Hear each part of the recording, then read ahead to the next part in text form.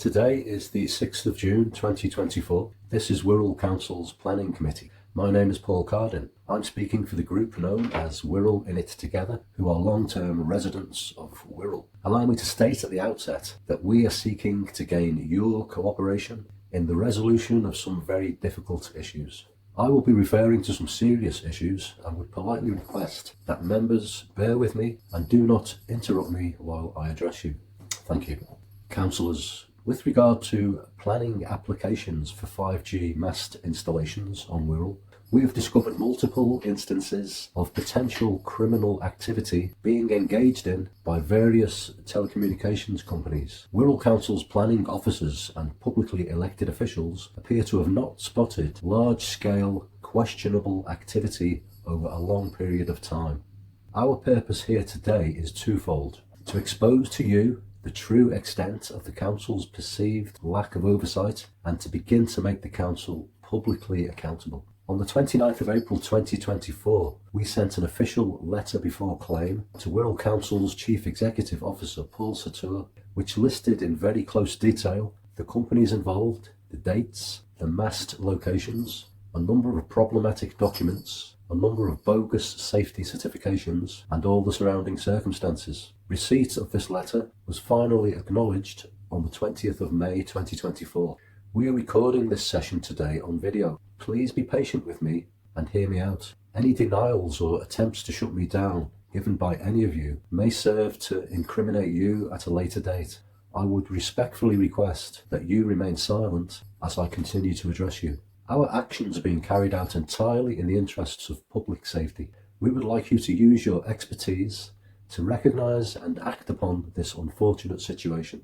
Although it's always an option, we would prefer not to be forced into sending notices of intended prosecution or making you personally liable for your actions or inactions. Not at this stage. It's too soon for that. Separately, all 66 Wirral councillors will be contacted in order to notify them of this situation and to galvanise their thinking. A very similar situation has arisen at Gloucester City Council involving the same company names.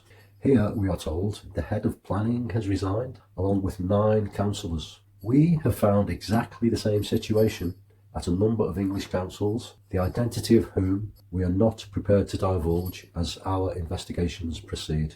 On the ground here on Wirral, the council's actions or inactions appear to have created an unsafe environment for 320,000 Wirral residents. The sheer gravity of these issues and the involvement of the same allegedly bad actors appears to be so widespread that we may even be looking at fraud and unsafe local environments on a nationwide scale. The only way of remedying the situation would be to acknowledge these issues now, to act quickly to remove the specified Wirral MAST installations, and to restore the locations to their previous condition.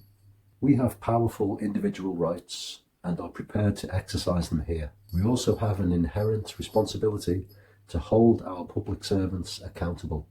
Councillors, we state that you appear to have failed to fulfil your statutory duties and obligations. We would prefer not to take this course of action, but we envisage that we may soon be in a position to prove to a High Court judge that councillors have breached public trust, breached their statutory and fiduciary duties, and breached their codes of conduct. Any attempt to stop me speaking may be viewed as a direct attempt to conceal these alleged crimes. Similarly, any attempt to throw our group out of this room would be a direct breach of Section 8.3 of your own members' code of conduct, which states, quote, "I do not intimidate or attempt to intimidate any person who is likely to be involved with the administration of any investigation or proceedings," end quote. I am a resident involved in the administration of an investigation and proceedings. The World Health Organization regards radio frequency, such as that emitted by 5G masts, as a potential Group 2B carcinogen, which means that it is possibly cancer-causing to humans. The International Agency for Research on Cancer found in 2011 that human epidemiological studies provided evidence of increased risk of glioma and acoustic neuroma with regard to radio frequencies. It would be an admirable action were you to recognise these issues and cooperate with us. If you choose not to do this, we may be forced to escalate it and to take these alleged crimes through the legal process. Instead of the alleged crimes remaining largely hidden, this would have the positive effect of bringing much more needed scrutiny. The choice is yours. In summary, we entrusted you to act as the guardians of public safety, but Wirral Council's apparent breach of public trust has ushered in foreseeable, avoidable risks and a hazardous local environment. Thank you, councillors.